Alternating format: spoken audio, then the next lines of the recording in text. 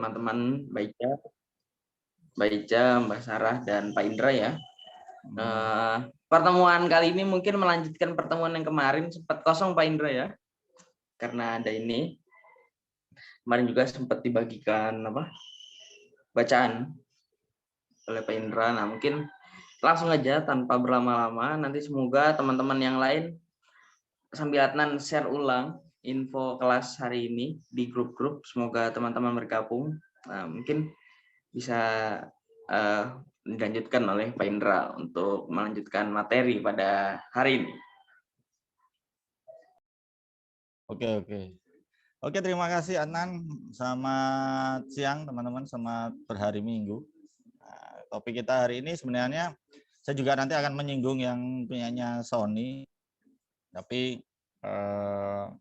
sebelumnya saya akan bicara dulu, karena kemarin itu setelah saya baca lagi, ada yang mengganjal sedikit mengenai judul, terus kalimat pertama.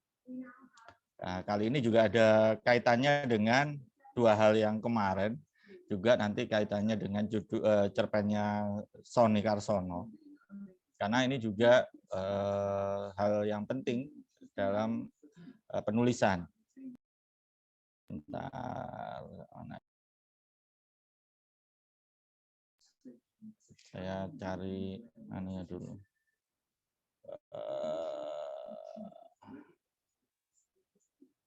PowerPoint-nya mana ya?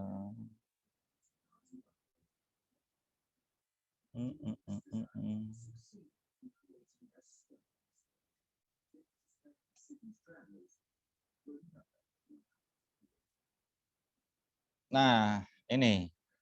Jadi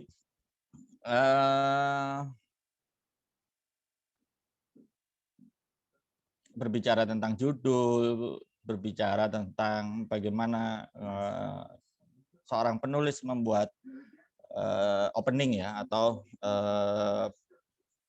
eksposisi pertama ketika dia hendak menghadirkan cerita di bagian-bagian berikutnya, itu juga tidak bisa dilepaskan dari perspektif bercerita. Nah, karena perspektif bercerita ini nantinya akan mempengaruhi bagaimana sebuah kisah itu disampaikan, gaya bahasa apa yang mungkin nanti akan dipilih, judulnya apa, juga kalimat pembukanya itu apa, itu juga sebenarnya sangat berkaitan dengan perspektif bercerita. Nah, bedanya dengan perspektif bercerita yang kita pahami dalam kelas teori. Kalau kelas teori itu jelas yang melihat atau yang menilai perspektif cerita adalah bagaimana pengarang menghadirkan cerita, misalnya dari orang pertama, orang kedua, orang ketiga, dan sebagainya. Nah, kalau dalam bahasan kita hari ini bukan itu yang menjadi topik, tapi bagaimana pengarang menghadirkan perspektif dalam menceritakan sebuah kisahnya, atau kisah yang dia dapatkan, bagaimana seorang pengarang itu mengolah kisah itu dan menceritakannya kembali melalui versinya. Nah, mengapa? Karena seperti yang saya tulis di PowerPoint ini, sebuah cerita itu bisa saja memiliki kisah yang sama dengan cerpen yang lain atau dengan karya-karya sastra yang lain, karya novel yang lain, dan sebagainya. Tetapi cerita yang dihadirkan itu mungkin berbeda. Nah, keberbedaan ini muncul karena salah satunya ya perspektif tadi. Ini contohnya, kita tahu ada cerita tentang Sleeping Beauty. Saya ambil dari film, tidak saya ambil dari prosa, karena biasanya yang lebih populer itu di masyarakat ya, itu apalagi saat ini ketika budaya visual itu semakin masif ya, hidup dalam psikologi atau mental setiap anggota masyarakat, setiap individu yang ada, maka film ini biasanya lebih akrab. Nah, ini saya ambil contoh film Sleeping Beauty. Ada 3 film tentang Sleeping Beauty. Sebenarnya Sleeping Beauty itu ceritanya kan sederhana, atau kisahnya sederhana. Kisahnya hanya ada seorang putri di kutub, lantas dia tertidur, beberapa tahun kemudian dibangunkan oleh seorang pangeran.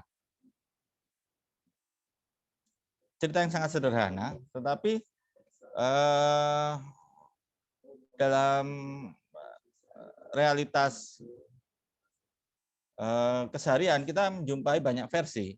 Itu seperti yang digambar itu. Yang pertama ada Sleeping Beauty yang mengikuti pakem cerita dari dongeng-dongeng yang ditulis oleh Grimm. Seingat saya Grimm Sleeping Beauty itu yang menulis pertama. Diangkat dari cerita rakyat di Eropa. Yang berikutnya ada Sleeping Beauty, itu agak berbeda.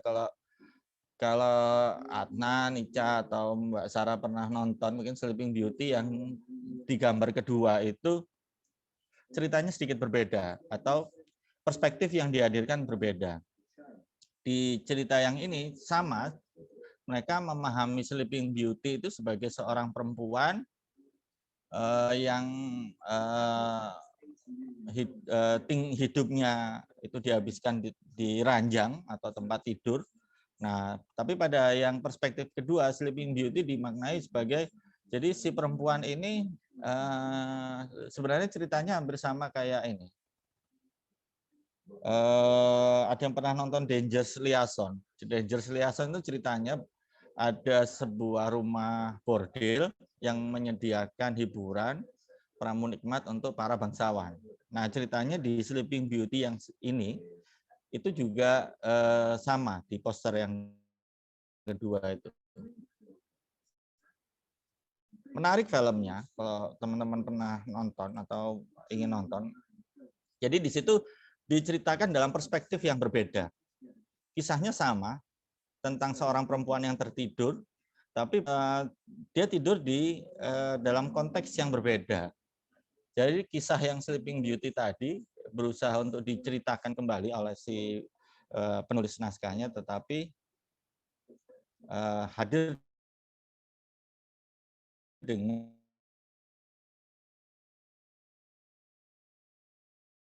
si putrinya itu digambarkan sebagai seorang pramu nikmat tapi remaja. Sampai suatu hari dia ditolong oleh seorang pangeran keluar dari situasi tersebut. Dan yang terakhir itu ada Maleficent. Maleficent pasti sudah nonton, yang main Angelina Jolie. Asik filmnya juga. Menghadirkan perspektif cerita Sleeping Beauty tidak dari si putrinya, tapi dari si peri yang mengutuknya. Nah, ini perspektif ini akhirnya menghadirkan cerita yang berbeda meskipun kisahnya sama. Akhirnya antara Sleeping Beauty yang miliknya Disney awal, yang diketahui yang sudah menjadi bagian dari publik, itu mengalami variasi, modifikasi ketika di tangan para penulis naskah yang berbeda-beda. Dan ini sebenarnya yang menarik dari menulis sebuah cerita. Karena dalam menulis sebuah cerita ya mungkin ada satu kisah yang bisa dihadirkan, tetapi karena setiap penulis itu memiliki cara pandang terhadap dunia yang berbeda-beda, maka bisa jadi sebuah kisah yang sama itu hadir dengan keberbedaan itu. Nah, tapi apa perspektif? Nah, ini saya sampaikan sedikit tentang definisinya. Perspektif bercerita adalah cara pandang pengarang menghadirkan kisah dalam setiap karya prosa atau fiksi yang dia ciptakan. Dan fungsinya tidak hanya membentuk cerita, tetapi juga pesan yang terdapat dalam sebuah karya, beserta nilai keunikannya. Antara Maleficent, Sleeping Beauty milik Disney, dan Sleeping Beauty yang berusaha untuk diubah perspektifnya, itu akan, kalau kita tonton, ada keunikannya masing-masing. Maka ketika seseorang atau seorang pembaca atau seorang audien menghadapi Maleficent, Sleeping Beauty-nya Disney, dan Sleeping Beauty-nya yang film siapa sutradaranya, seingat saya perempuan itu, dia akan mendapatkan hal yang berbeda-beda. Maka ada keunikan yang muncul. Dan juga akhirnya mendapatkan pesan yang berbeda-beda dari setiap film tersebut. Nah, inilah sebenarnya yang perlu juga diperhatikan oleh teman-teman yang menulis. Karena dalam menulis kita tidak hanya sekedar bercerita, tetapi juga bagaimana cerita yang kita sampaikan itu dibaca oleh pembaca. Bagaimana agar pembaca itu tertarik? Ya kita menghadirkan atau penulis itu harusnya menghadirkan sesuatu yang mungkin berbeda dari perspektif yang sudah ada di masyarakat. Karena dengan seperti itu seorang psikologi pembaca biasanya dia akan timbul rasa penasaran, rasa ingin tahu.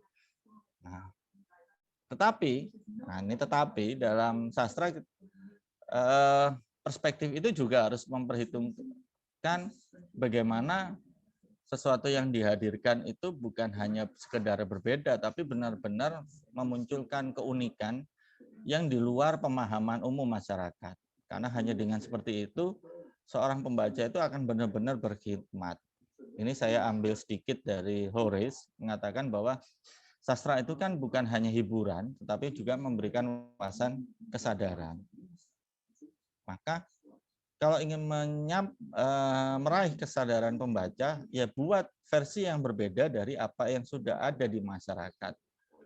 Oleh karena itu, keunikan sebuah cerita itu harus dimunculkan oleh pengarang. Kalau secara tekstual atau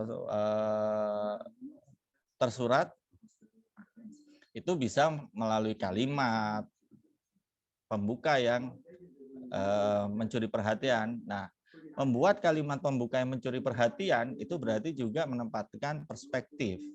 Karena kalimat itu tidak akan bisa hadir tanpa perspektif yang memang unik.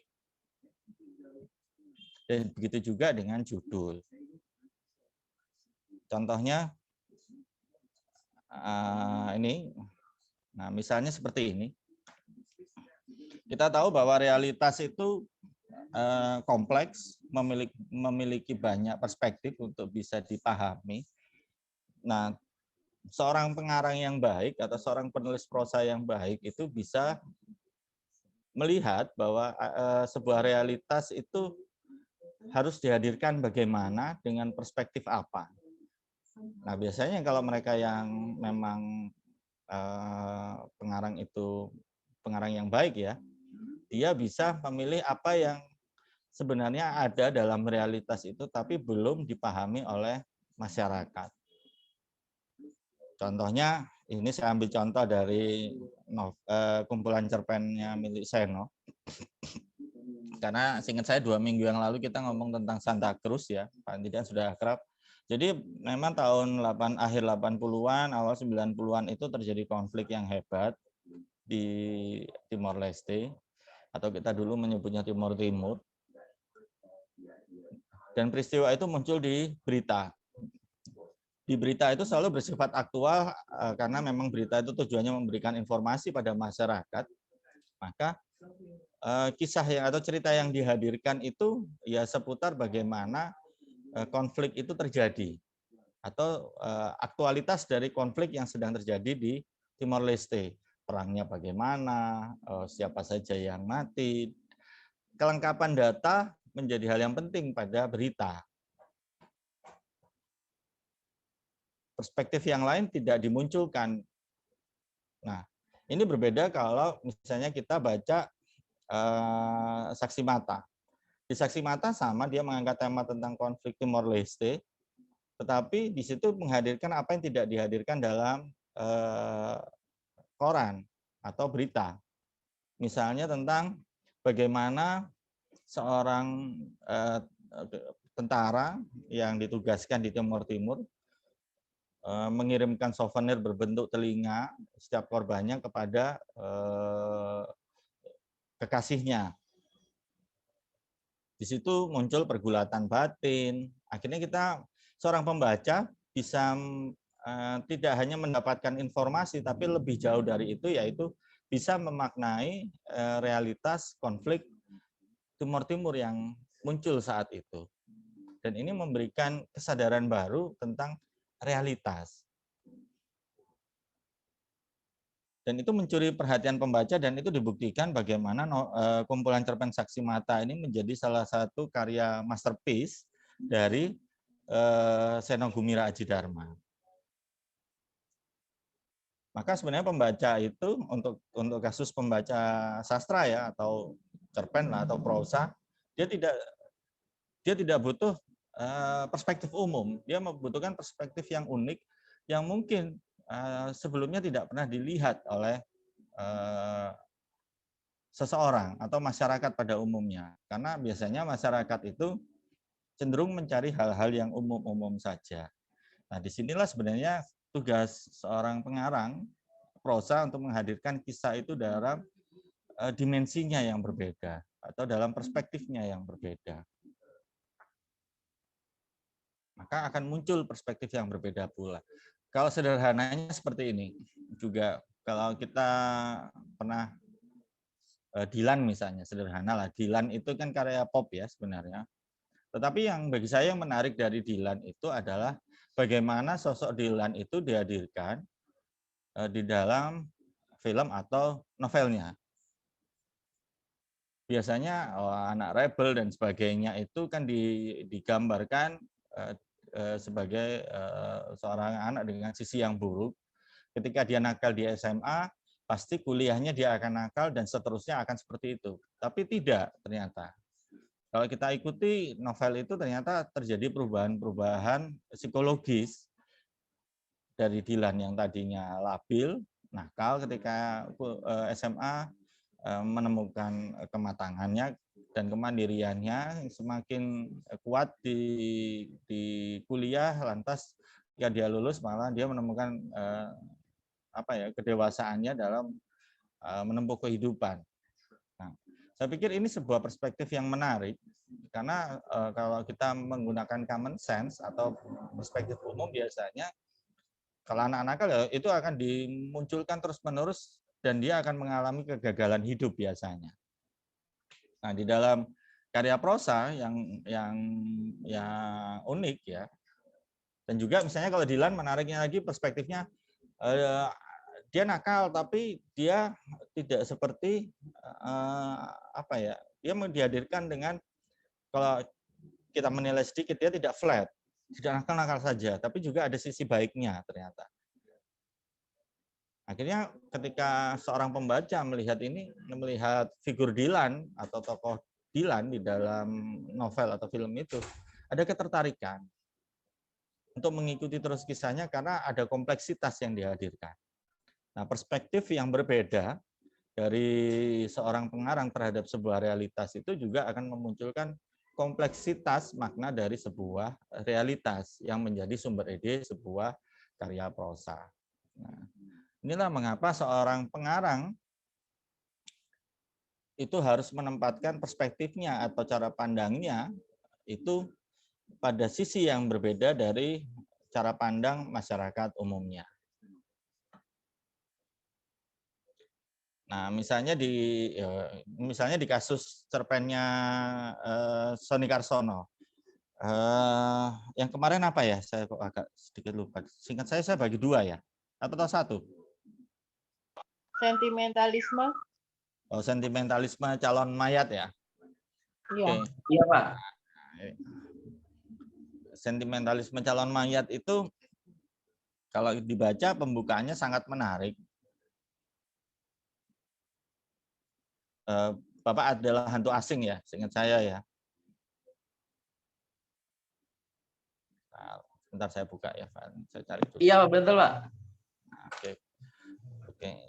Mungkin bisa di-share Adnan cerpennya.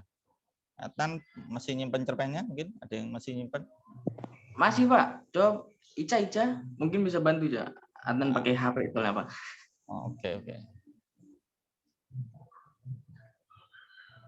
Sebentar, Pak ya. Adnan cari Ica dulu. Saya juga pakai HP nih karena hari ini laptop saya lagi saya gunakan untuk menulis sesuatu.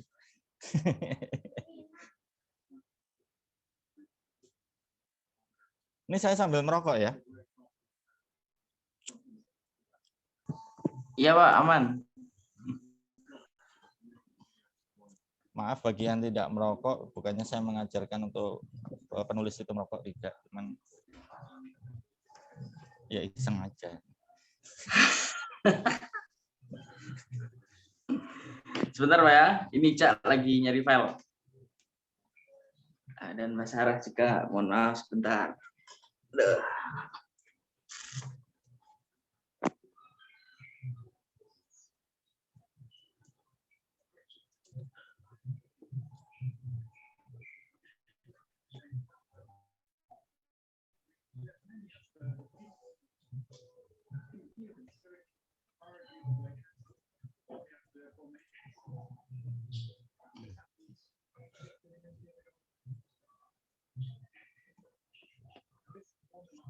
Nah ini Pak. Oke, anu aja enggak apa-apa, paragraf pertama aja kok. Saya paling senang itu kalau bertemu dengan prosa itu paragraf pertama ya. Mungkin bisa dibesarin Mbak Ica.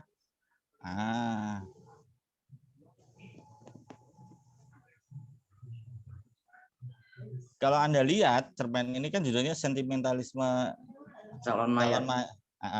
Itu sebenarnya dia menghadirkan perspektif yang dari si anak.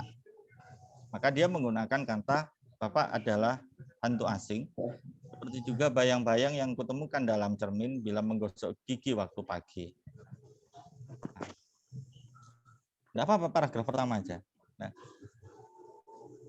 dari paragraf atau kalimat pertama ini, kita bisa menebak bahwa cerita ini dihadirkan tidak dari perspektif ibunya, tidak dihadirkan dari perspektif si bapak, tapi justru dari perspektif anaknya yang sangat mencintai ibunya dan sangat membenci bapaknya.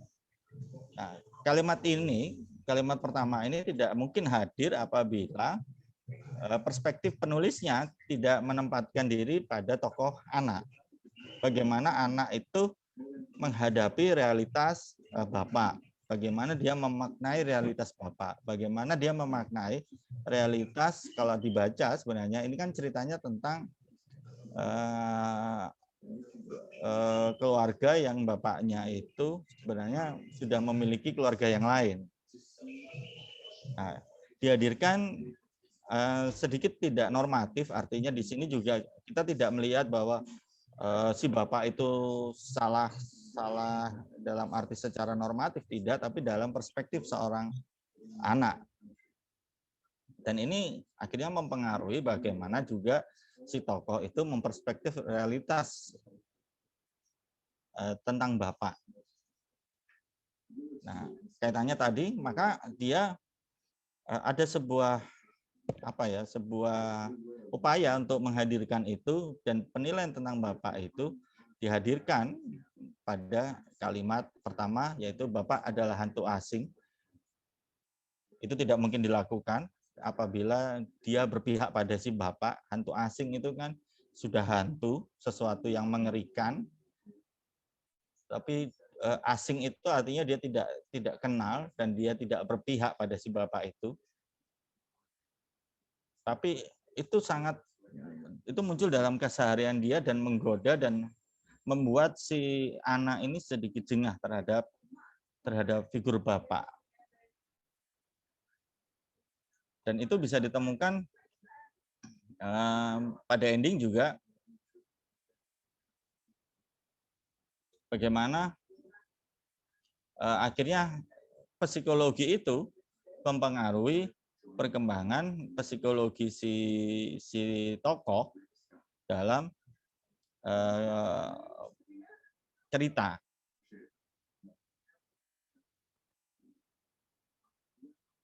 Nah, inilah mengapa perspektif dalam bercerita itu menjadi satu hal yang penting ketika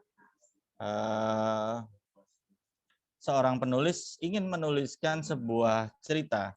Maka ketika dia sudah mendapatkan kisah yang nantinya akan dia tuliskan sebagai bahan untuk cerpennya, seorang penulis juga harus menetapkan dari mana dia akan memaknai atau melihat cerita itu.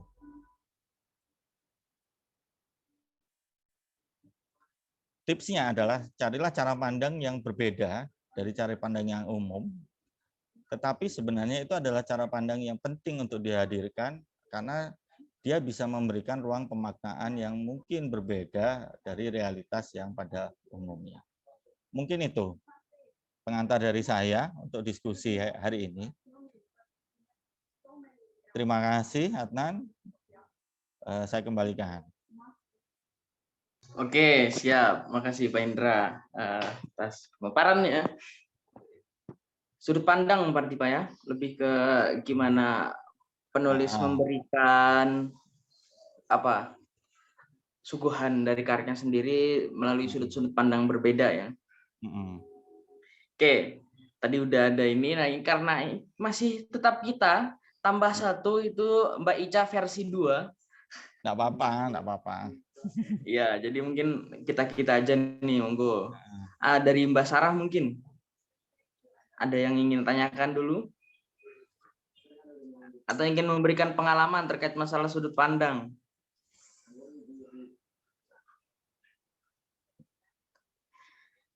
Halo Mbak Sarah? Halo. Atau, itu Sarah sudah mungkin. Aku tuh mengagumi karyanya Sony Karsono gitu loh. Jadi aku kalau baca punya dia itu nggak bisa berkata-kata. Ini dia, aku kalau baca ini itu selain serem, jijik, dia bisa menimbulkan efek jijik gitu ya, terutama yang adegan di kamar mayat itu, aduh aku gak bayangin. Itu ini ada sakit jiwanya ya ini kayaknya si anak ini setelah besar ya Pak Indra. Iya. Ke istrinya aja dia juga kesannya terus jadi kayak paranoid gitu loh, kesannya istrinya ini kenapa gitu. Nah, kayaknya Sony pinter meramu tentang pengaruh dari bapaknya ini, efeknya itu dalam. Jadi selama 15 tahun ditinggal itu dia ternyata terluka di situ. Nah, terus Sony nulisnya itu bisa menimbulkan apa ya? Ya jijik, ya serem, ya kasihan. Terus aku senang diksinya dia. Ada banyak diksi yang kalau aku baca tuh aku bisa ketawa gitu loh. Ini kok ada hantu asing, bapaknya hantu asing lah. Terus ada yang apa ya tadi aku gimana cara dia melukiskan rindu, gimana cara dia melukiskan jatuh cinta pada si mayat itu aku nggak pernah apa ya menemukan penulis lain yang terang-terangan gitu loh. Ada sih beberapa yang kayak Tony, tapi Tony lebih berani gitu. Langsung gitu ngomongnya itu apa adanya gitu. Dan istilahnya itu misalnya underwear-nya perempuan ya dia ngomongnya asal gitu aja. Sementara kita mungkin harus mau nulis itu harus berkiasan lah, harus lebih halus lah. Sony enggak, dia terang-terangan gitu. Dia pinter meramu kejiwaan si anak ini pakai diksi dan dialognya dikit. Itu enggak banyak. Ini minim dialog, lebih banyak narasi. Dialognya hanya dia sama istrinya dan itu pun cuman sekilas-sekilas gitu, enggak menunjukkan dialog yang sampai gimana gitu, enggak. Dan aku seperti nonton filmnya Hitchcock. Seperti nonton filmnya Alfred Hitchcock. Hitchcock itu kan tipe-tipenya seperti ini. Tragis, terus miris, terus apa ya? Menyakitkan tapi berdasar dari psikologis gitu. Jadi efek-efek psikologis. aku lupa ya judulnya, Hitchcock itu apa ya, yang dia itu saking cintanya sama ibu itu sampai ibunya meninggal tuh dikurung, dibalsem, di lotek rumahnya. Aku lupa judul. Ada yang seperti ini, mirip-mirip ini, filmnya Hitchcock. Dan itu film pendek, bukan film panjang, film pendek.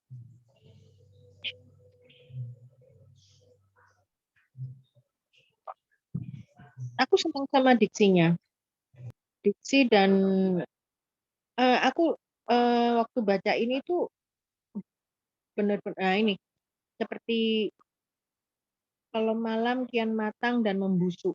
Nah, malam kian matang dan membusuk. Coba. Sementara kita seringnya mikir malam itu biru lah, gelap lah, apa paling enggak tuh berkabut, berhujan, sesuatu yang seperti itu. Tapi Sony coba malamnya matang, membusuk pula. Nah, terus ibu membius dengan riwayat angsa. Biasanya kita tuh kan ibu itu kan mendongeng anaknya gitu. Tapi dia ada kesan sinisme di sini. Ada kesan apa ya? Dia seperti dia mencintai ibunya, menyalahkan ayahnya, dan kesakitannya, luka-lukanya itu ditunjukkan pada diksi-diksi yang seperti ini, membius dengan apa tadi mana tadi? Membiusku dengan riwayat angsa. Padahal itu kan sebenarnya ibunya mendongengi dia supaya mengalihkan perhatiannya, supaya tidak bertanya-tanya tentang ayah. Dia bisa memunculkan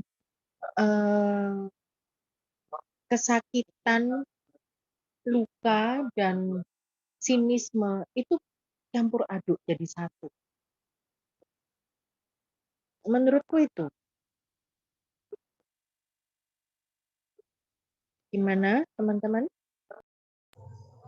Oke, makasih Mbak Sarah ya atas pembagiannya terhadap cerpennya Sony Carsono dan karya-karya Sony Carsono. Ya mungkin agak sedikit menarik Mbak dengan apa Sony Carsono dilihat dari beberapa karyanya dan salah satunya ya Sentimentalisme Calon Mayat sendiri. Kalau menarik ke pembahasan sebelum-sebelumnya terkait masalah judul Pak Indra, Adnan melihat cerpen ini ya cukup jelas apa yang ingin disampaikan tapi membuat menarik gitu untuk selanjutnya. Apalagi pembukaan. Nah, kata Pak Indra kan cara menarik dalam prosa kan cerpen salah satunya adalah untuk membuka paragraf. Nah, ini apalagi nih di cerpennya Sony Carsono yang ini sedikit apa ya? Bukan sedikit lagi, sangat membuat tarikan sendiri ke pembaca. Bapak adalah hantu asing. Nah, Bapak adalah hantu asing. Berarti kan kalau Adnan melihat yang ini, membayangkan sepertinya ada dendam kesumat gitu yang dihadirkan oleh si aku ini. Tapi kan masih belum disebutkan akunya ini yang seperti apa. Tapi kan akhirnya dilanjutkan lagi dengan membayangkan, oh ternyata aku ini masih anak kecil. Nah, aku masih gemar menghisap es krim di halaman rumah bersama ayam. Kayak gitu mungkin, Mbak. Jadi ada beberapa hal-hal yang menarik dan juga aku sepakat dengan Mbak Sarah nih. Sony di beberapa paragraf selanjutnya agak sedikit vulgar gitu. Tapi dengan apa ya? Sadarannya yang biasa-biasa aja, langsung apa yang dia pikirkan mungkin langsung ditulis gitu tanpa basa-basi favivo gitu mungkin bahasanya. Jadi mungkin seperti itu Pak Indra. Kalau kita menarik ke pembahasan-pembahasan yang sebelumnya di Sony Carsono, Adnan melihat kekuatan yang Pak Indra sebutkan gitu. Dan mungkin ini bisa jadi pelajaran juga ya untuk membuka diskusi kali ini, gitu mungkin Pak Indra. Oke, Anan. Mungkin yang lain, Ica mungkin. Karena kita cuma berempat. Ada tambah lagi Mbak Zahra ini. Oh, ada tambah lagi. Oke. Ica mungkin atau Mbak Zahra ingin memberikan tanggapan? Monggo.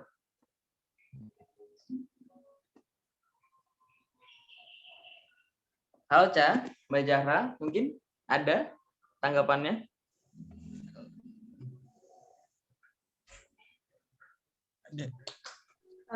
Ica hari ini jadi operator dulu ya, Pak Indra. Iya, Ica.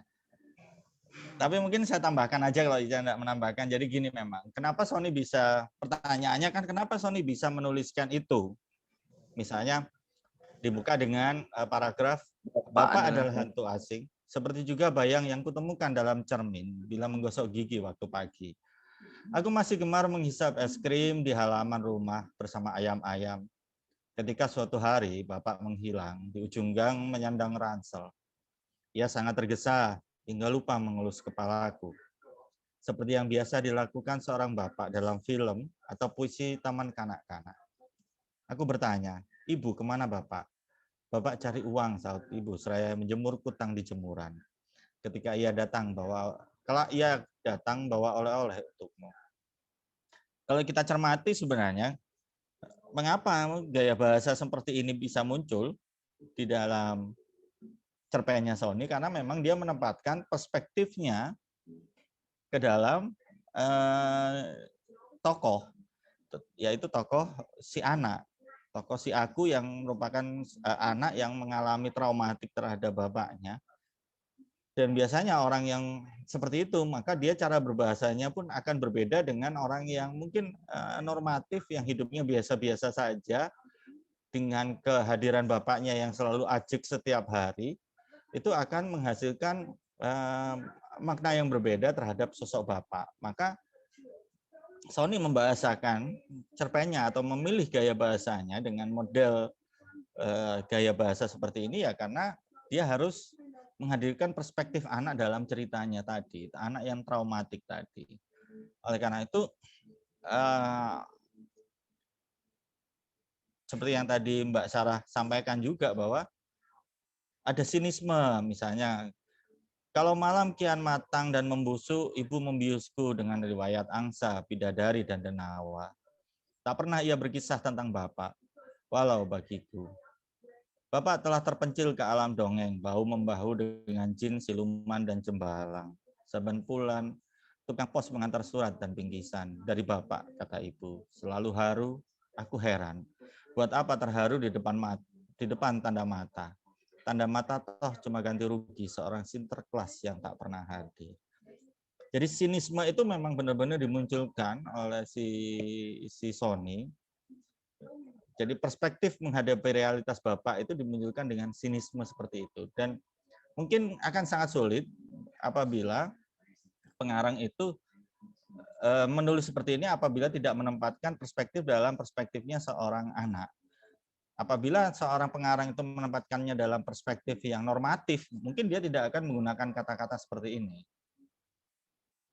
Nah, inilah yang sebenarnya kaitannya mengapa perspektif itu berdampak pada munculnya kalimat pertama dalam sebuah paragraf, juga berdampak pada judul dan juga berdampak pada bagaimana gaya bahasa yang dipilih oleh seorang pengarang ketika menghadirkan sebuah kisah.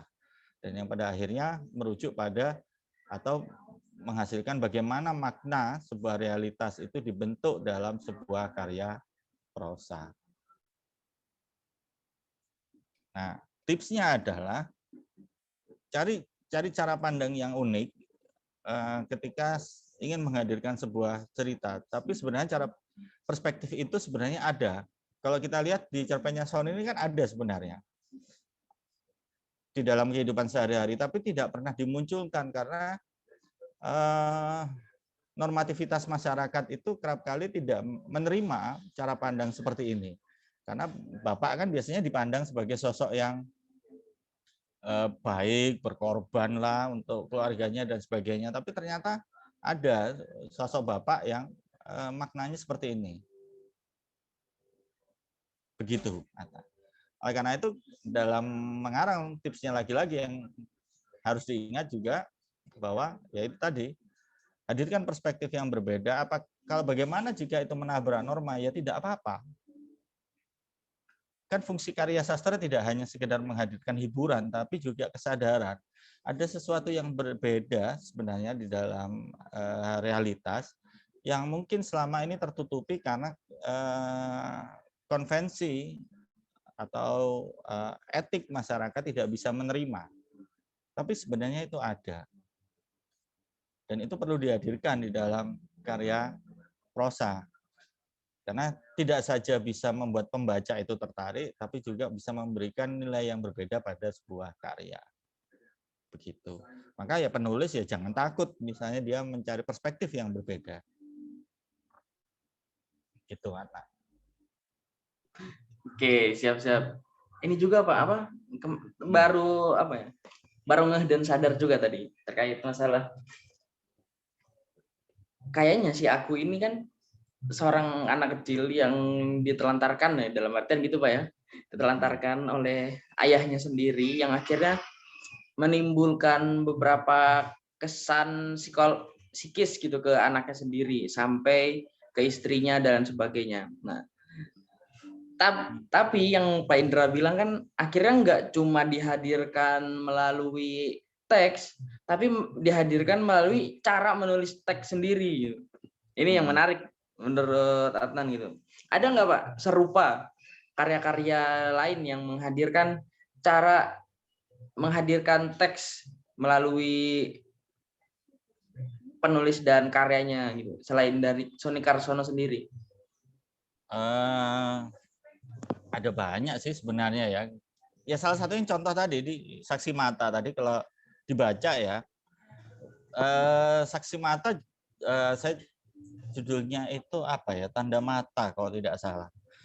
Jadi si tokoh itu menerima souvenir dari pacarnya itu berbentuk telinga yang dipotong karena kebetulan si pacarnya ini tentara di Timur Timur yang dia selalu rindu pada si pacarnya, seingat saya itu pacarnya kalau tidak salah.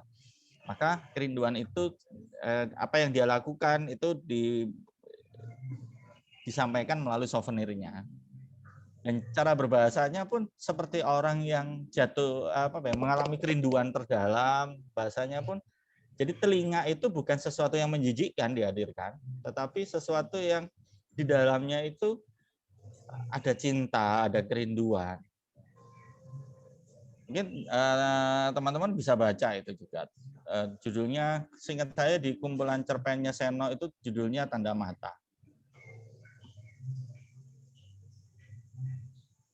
Jadi artinya apa? Artinya ketika menghadirkan gaya bahasa juga sangat berpengaruh pada perspektif. Contoh lain mungkin cerpennya Sony yang lain juga ada. Kalau ada yang pernah baca Insomnia mungkin. Insomnia itu ceritanya tentang seorang jompo yang tinggal di rumah jompo. Di situ gaya berbahasanya, pilihan-pilihan diksinya sedikit berbeda dari yang sentimentalisme calon mayat. Karena memang di situ Sony menggunakan perspektif orang tua ketika ingin menghadirkan cerita itu. Gitu, Adnan. Oke, siapa? Berarti kan kalau ini ya menyambung pernyataan Mbak Sarah tadi kan, beberapa penulis mungkin masih belum berani. Nah, kenapa menurut Pak Indra itu untuk menghadirkan bahasa-bahasa yang dikeluarkan oleh Sony Carsono sendiri, Pak? Ya mungkin normatif ya, artinya kadang kan kita kan hidup di masyarakat, ada sesuatu yang mengganggu, yaitu normativitas yang melekat pada diri seseorang. yang diciptakan oleh masyarakat sebagai bentuk border atau batas mana yang boleh dilakukan, mana yang tidak. Nah, sebenarnya kalau di dalam karya sastra itu sih seharusnya itu dilewati, tidak apa-apa. Kebutuhannya hanya apakah itu relevan dengan karya atau tidak. Kayak Sony menghadirkan kata kutang, menghadirkan perspektif Bapak yang negatif.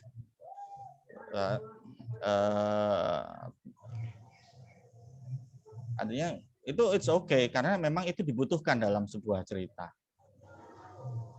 Maka ketika seseorang menetapkan perspektif dari mana dia harus melihat, ya dia taat pada perspektif itu. Jadi normativitas yang berada di luar mungkin sedikit bisa dilupakan. Santuy aja berarti Pak ya. Iya. Oke, jadi ya kadang dan ini juga akan memperlihatkan keberpihakan penulis kan sebenarnya.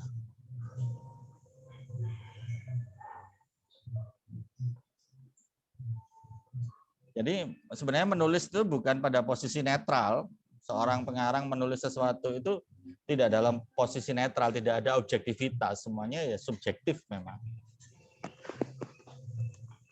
Ya yang seperti film tadi misalnya Sleeping Beauty, kenapa dia mengangkat kalau ditonton menarik filmnya itu, adegan-adegan yang dewasa juga banyak.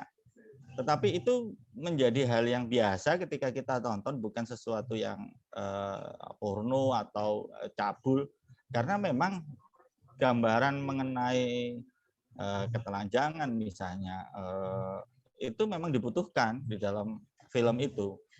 Akhirnya menjadi sebuah hal yang relevan dan bukan yang cabul atau porno.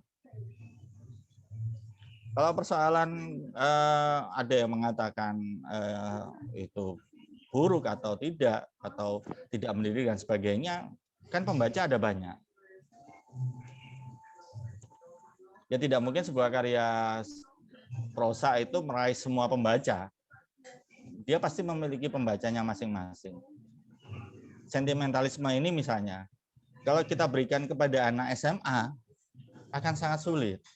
Untuk ibu-ibu yang horizon harapannya itu tidak seperti atau yang lebih ke normatif, ya akan sangat sulit.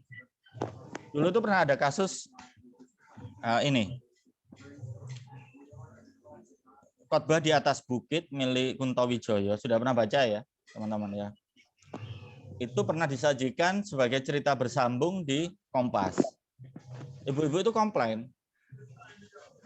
Kenapa komplain? Karena menurut pembaca yang sebagian besar ibu-ibu itu, cerbung itu tidak bisa dinikmati dan tidak menghibur.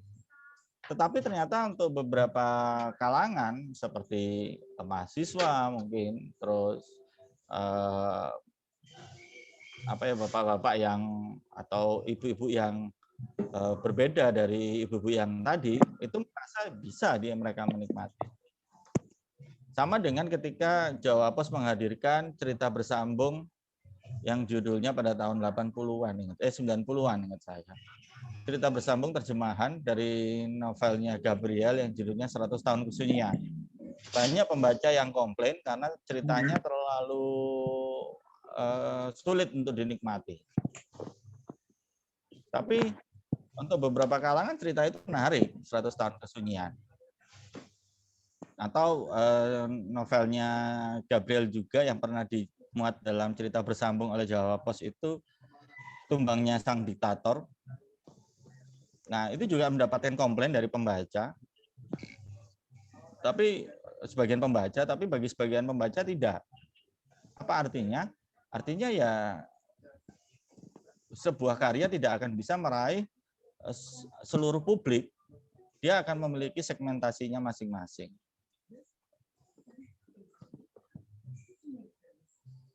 Begitu. Jadi ya tidak masalah, hanya saja persoalannya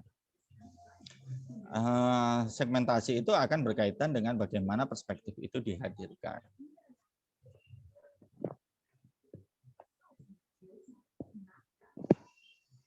Begitu. Oke, siap Pak Indra.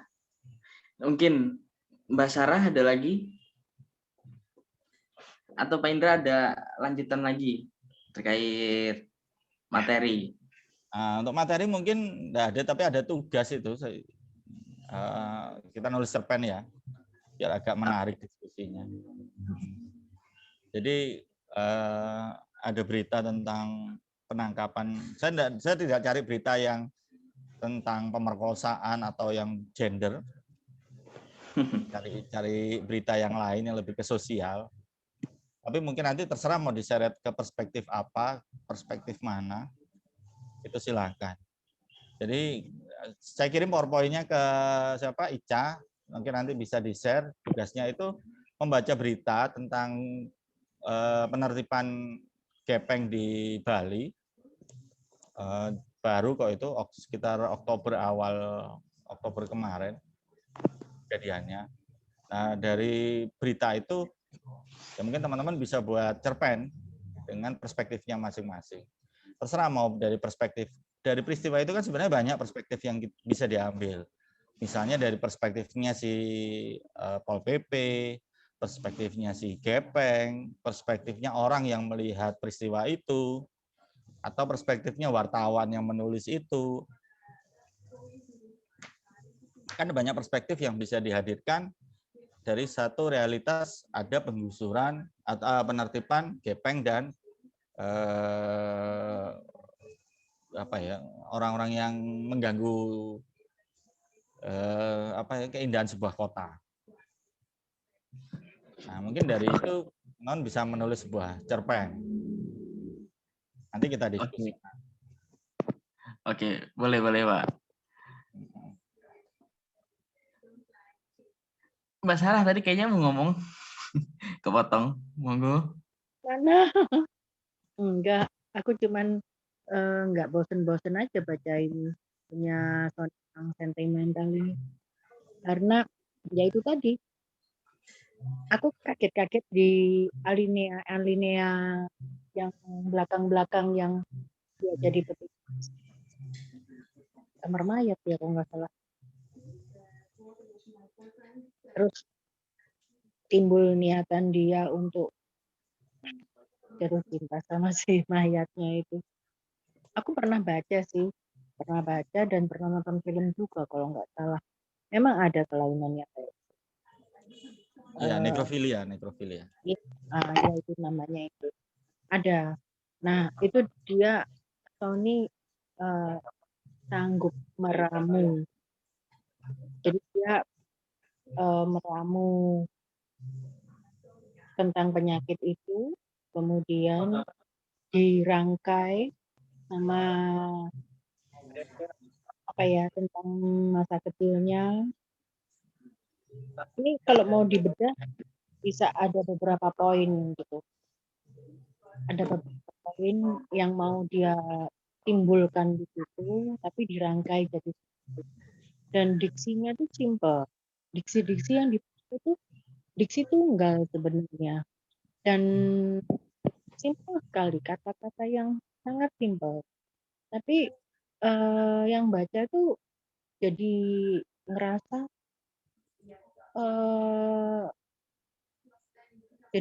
ikut geram gitu. Jadi ngerasa ikut dia kesannya mau memunculkan emosinya si anak ini. Aku nggak bosan-bosannya gitu loh dari awal sampai akhir itu nyambung, apa yang dia mau rangkai itu nyambung dan kalimat-kalimatnya tajam-tajam gitu. Jadi kalau kita baca satu kalimat itu dalam gitu. Kesannya itu dark memang.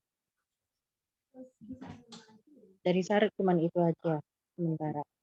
Terima kasih. Oke, terima kasih Mbak Sarah. Gimana Pak Indra? Ya, memang itu yang jadi apa ya, kekuatan dari cerpen ini, cerpennya si Sony. Jadi makanya itu dia pertanyaannya tentang kenapa dia bisa menulis itu. Ya dia memasukkan perspektif itu pada tokohnya. Akhirnya bahasa yang muncul pun berkaitan dengan si tokoh. Kalau kita melihat atau membaca setiap kalimat, setiap paragraf yang ada seakan-akan gambaran tentang karakter si tokoh itu benar-benar muncul di dalam cerpen itu. Begitu. Pergulatan sulit berarti tentang tokoh Pak ya. Konsistensi. Ini Siap. kira-kira Sony bikinnya gimana ya? Yang dimunculin pertama itu tokohnya dulu mungkin ya, urutannya dia. Premis dulu, premis dulu. Ya. Ketika itu dia ngomong tokoh dulu. Tokoh dulu ya. Ya, kebetulan ketika menulis cerpen ini, Sony masih jadi mahasiswa di UNER dan masih sering ngobrol sama teman-teman. Dan cerpen ini dia memang sebenarnya niru tekniknya Pak Budi Dharma, yaitu memilih tokoh, lantas bagaimana tokoh menghadapi realitas itulah yang dia gunakan. Atau bagaimana tokoh menghadapi sebuah persoalan. Nah, itulah yang digunakan sama Sony. Sebenarnya sama dengan cara Budi Dharma ketika menulis orang-orang Bloomington.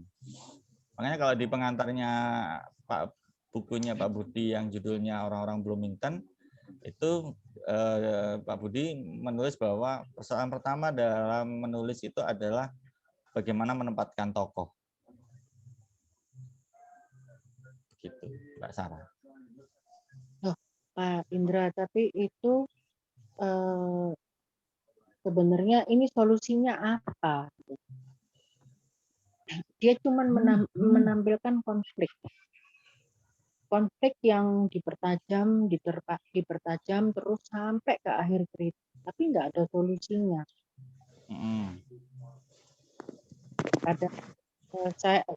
Aku pernah bikin cerpen, konfliknya itu nggak terlalu kentara yang sampai gimana, dan solusinya juga ngambang gitu. Itu aja udah, wah, cerpenku udah dibilang nggak karu-karuan. Nah, terus gimana kalau kita mau bikin cerpen? Apakah harus lengkap ada konflik, lalu solusi, lalu harus seperti ibaratnya makanan tuh harus lengkap seperti gado-gado atau seperti tumpeng gitu. Karena kan tiap orang nulisnya beda. Ada yang pengen ditonjolkan tokohnya, ada yang pengen diunggulkan itu konflik, ada yang mau diunggulkan itu isu-isu yang ya mungkin ada di dalamnya, isu politik, isu sosial. Nah, belum tentu ada solusinya gitu. Nah, itu gimana kalau misalnya ada cerpen yang seperti itu? Karena yang tak lihat punya Sony ini nggak ada solusinya loh sampai akhir itu. Dia mainan di tokoh sama diksinya yang kuat.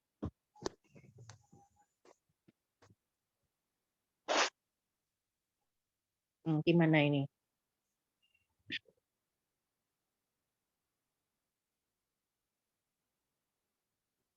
Apa ya? Sangat umum dan sangat stereotip. Kalau dilihat di paragraf terakhir, itu dia menulis seperti ini. Aku sayang, dialog diawali, paragraf itu diawali dengan dialog seperti ini. Aku sayang kau, Sita, tapi semua itu cuma lelucon. Bus itu tambah dekat, tak ada jalan menghindar, tak ada jalan kembali, tepat di antara tepat di antara moncong bus dan moncong mobilku. Kulihat maut dalam wujud gadis striptis meliuk menggeliat mengupas busana. Ia menyanyi dalam suara Nat King Cole. In the restless world like this is. Sebenarnya itu sebuah solusi yang dihadirkan oleh Sony, tetapi seolah-olah dia tidak memberikan satu penilaian yang tertutup. Jadi solusinya memang dibuka atau bersifat lebih terbuka. Jadi di sini memberikan kemungkinan bagi si pembaca untuk mengambil sebuah kesimpulan sendiri dari sebuah cerita. Di banyak karya sastra, biasanya mereka lebih senang menghadirkan ending yang terbuka. Tapi kalau sebenarnya kalau Sony ini sangat stereotip, paling tidak ada satu kesimpulan di cerpen ini, di ending, ditutup dengan kematian si tokoh. Karena ada kode tepat di antara moncong bus dan moncong mobilku kulihat maut. Jadi itu kan sebenarnya solusi yang sederhana, solusi yang stereotip. Biasanya kalau baca cerpen ya, kalau ada tokoh yang putus asa, terus bingung menghari cerita ya sudah dibunuh saja tokohnya, buat aja mati. Sederhana kan? Tidak ada jalan yang lain, ya, gampang aja cari mati selesai. Sebenarnya di Sony kan juga endingnya sebenarnya cerpen ini sangat stereotip.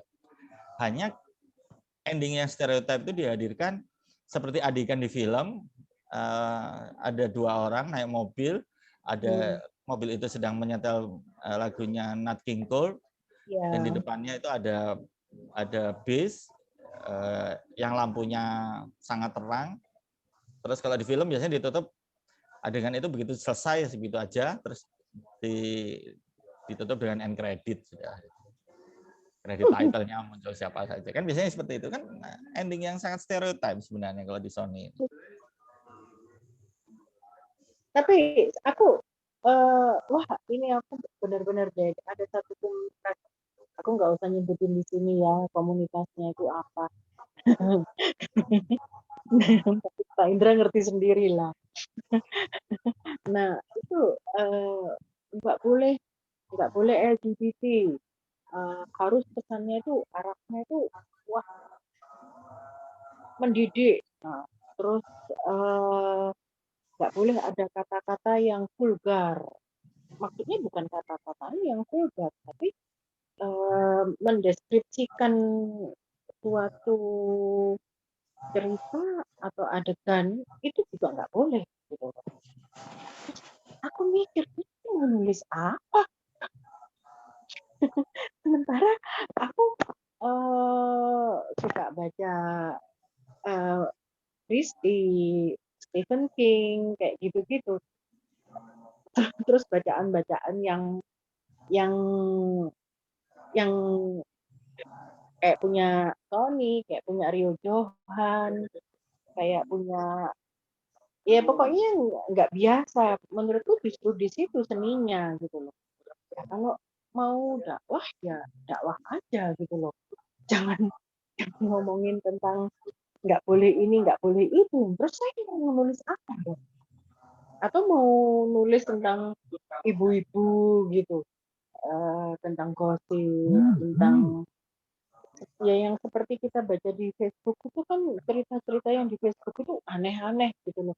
Saya kadang-kadang bacanya baru baca judulnya aja udah males gitu. Nah, seperti itulah. Jadi aku nih, waktu ini aku harus nulis gimana, terus aku akhirnya ya udah.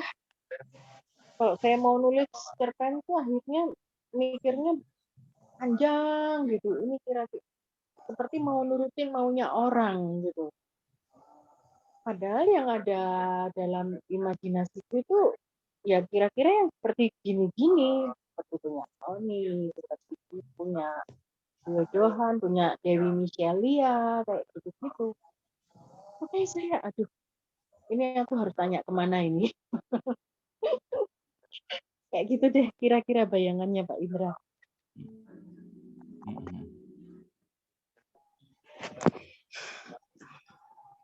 Oke. Gimana lagi nih? Ada lagi yang tanya Mbak Zahra, mungkin kan kalau Ica sedang menjadi ini ya, operator aja katanya. Kalau Datan udah kayak gitu sih Pak, emang beberapa hal yang ditawarkan Pak Indra di beberapa pertemuan sebelumnya terlihat dari cerpen tadi, karena mulai dari judul, pembukaan, cara upaya yang diberikan Sony Karsono, apalagi menarik ke pembicaraannya Mbak Sarah gitu kan, ya seninya di sana ya. Aku juga melihat ya udah, soalnya kalau bahasa Pak Indra kan segmennya kan ada masing-masing gitu Pak ya, kayak gitu sih kalau dari Adnan. Mungkin dari teman-teman yang lain, Zahra, atau kita cukupkan jadi langsung biar digarap tugasnya. Tadi Pak Indra kan nanti bakal ngasih tugas dari berita, nanti teman-teman kelas penulisan untuk membuat cerpen dari berita tersebut, kayak gitu mungkin. Pak Indra gimana? Mungkin langsung udah ya. Mungkin banyak sudah kita bahas. Jadi memang cerpen itu kan punya, atau setiap karya sastra punya segmennya masing-masing, punya pembacanya. Jadi ya nggak usah takut lah kita membaca. Mungkin ada pembaca yang tidak suka dengan model karya A, tapi dia lebih menyukai model karya B, ya it's okay. Tapi bagi seorang penulis ya yang penting bagaimana membuat sebuah karya itu menarik untuk dibaca kan, persoalannya itu. Ya dia harus menempatkan perspektifnya sesuai dengan apa yang dia inginkan. Dan harus jujur. Jika perspektifnya seperti yang Sony lakukan itu dari si anak, ya dia harus jujur menghadirkan karakteristik si anak itu. Jadi tidak boleh, kalau cerita itu direkayasa misalnya, dia ingin menghadirkan anak yang traumatik pada ayah dan sebagainya, tapi ditulis dengan bahasa yang normatif, mungkin malah tidak menarik. Ya. Itu yang dimaksudkan dengan kejujuran di dalam menulis. Bahwa orang ya harus jujur dengan, kalau dalam konteks prosa, misalnya dia menggunakan perspektif tokoh A dengan karakteristik A, ya hadirkan itu, jangan berusaha untuk diubah atau direkayasa. Misalnya menulisnya dari perspektif tukang beca, tapi cara berbahasanya lu gue, kayak kan juga akhirnya karya ini mau kemana sebenarnya? Gitu maksudnya. Siap. Ya. Gimana? Ada lagi? Kalau nggak ada, kita tutup aja Pak Indra ya. Sambil Boleh. teman-teman proses kreatif, suruh buat cerpen dari berita tertentu. Boleh. Oke. Ini mungkin teman-teman bisa nyalain kamera, kita foto bareng.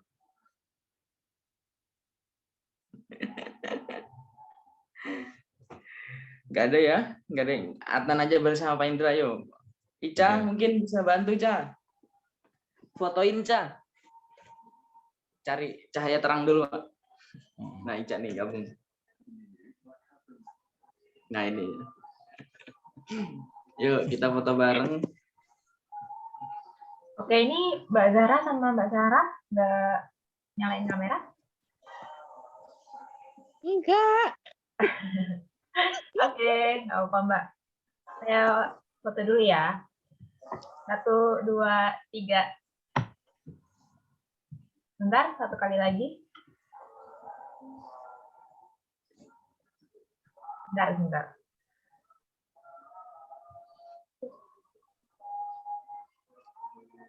Yuk, 1, 2, 3. Oke, sudah. Oke, makasih mungkin Pak Indra. Nanti ditunggu Pak Indra PPT yang nanti dikirim Pak Indra ya. Yang tugas itu. Sudah saya kirim ke Ica kok. Oke, siap. Makasih banyak Pak Indra, dan juga terima kasih pada teman-teman yang mengikuti kelas penulisan di hari ini. Cukup ramai pembahasannya. Pembahasannya cukup ramai karena menggelitik juga. Ada tugas dari Pak Indra. Nah, mungkin Mbak Sarah dan Mbak Zahra, Ica, nanti kita garap bareng-bareng di grup. Terima kasih. Nah, mungkin Pak Indra ada yang ingin diucapkan terakhir kali untuk menutup. Kayaknya. Udah ya. Akhirnya, nah, itu ya penutup kita udah ya. Oke, mungkin terima kasih banyak Pak Indra pada teman-teman yang mengikuti kelas pada hari ini. Sekian, kita bertemu lagi di minggu depan dengan tugasnya Pak Indra ya. Oke, siap. Berarti mau langsung di sebelum kelas atau yang sudah langsung kirim aja ke Pak Indra rutinan kayak Kumpulin gitu? di Adnan aja dulu, kayak kemarin aja enak. Oke. Nanti Sabtu lah dikirim ke saya biar saya baca. Siap. Oke. Ya sudah, kita cukupkan pertemuan pada kali ini. Terima kasih banyak. Selamat beraktivitas. Terima kasih.